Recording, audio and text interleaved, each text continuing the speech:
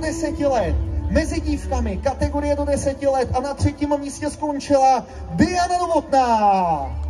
Dianko, pojď. Za velkého potlesku. Na 2. pozici po minutě a 29 vteřinách Emma Kopotová. Emička Kopotová na 2.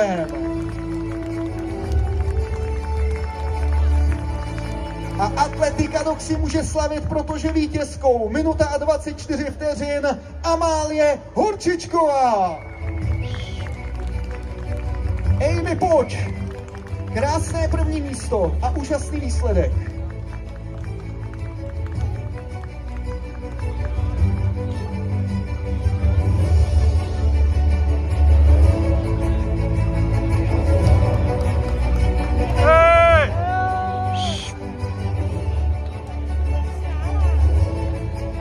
Dominik Martin z České obce Sokolovské, Terezia Radoměřská a pánové Jiří Ponikelský, František Horák. No, jde to z jedné strany na druhou, opravdu hodně cen a to je moc dobře.